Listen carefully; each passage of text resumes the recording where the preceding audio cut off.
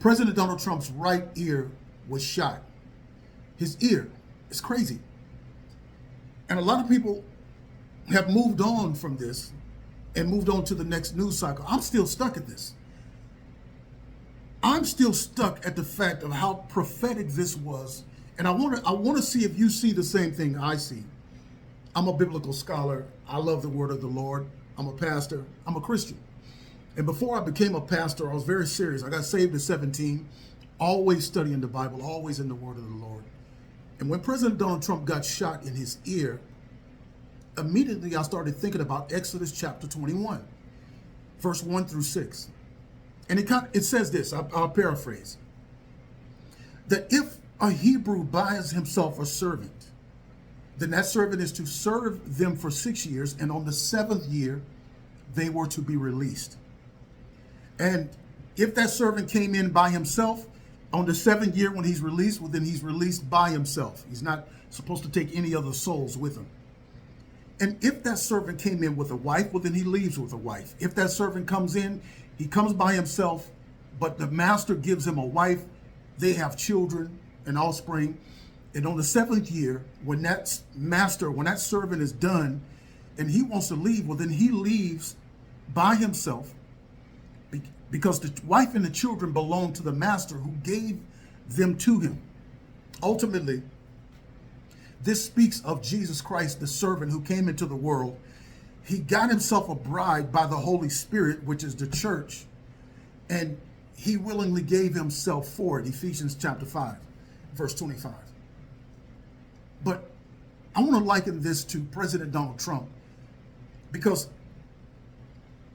if the servant said to the master, says, hey, you know what? I love you. I love my wife and my children. I don't want to leave. I know I can't be free. I know I can go out and I can go, but I love my wife and my children so much, and I love you. I'm willing to be your servant for the rest of my life. So take me. I don't want to go. It says, okay, well then what you're supposed to do then is take that servant before the judges, take him before the courts and before the masses of people who will be watching, and pierce his ear at a doorway. Pierce his ear in front of the masses. When President Donald Trump was shot, the eyes of the entire world was watching President Donald Trump. And the enemy's plan, the enemy's desire, was to see President Donald Trump's life end there on television. But what we got a chance to see was God's hand preserving President Donald Trump. But not only did God want to show us that he was preserving President Donald Trump, I believe that this moment was to show us that President Donald Trump, although he's a billionaire and he can go live his life, he said it to us many times, right?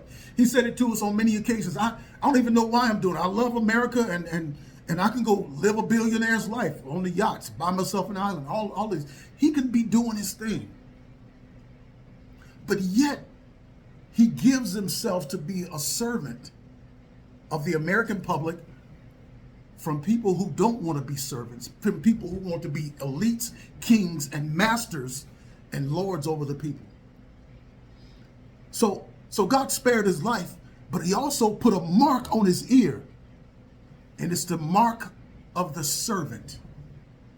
I believe that President Donald Trump is not only the servant of the people, you and I, but I believe that he is God's servant for the moment. Now, when I say that, there's going to be a whole bunch of people that's going to say a whole bunch of stuff on here. But even Pharaoh was God's servant. He said, for this cause have I raised thee up. Cyrus, an ungodly king, was used by God to free Israel and to help them rebuild when they went back. Is President Donald Trump a pastor, a pope, a priest, a prophet? No.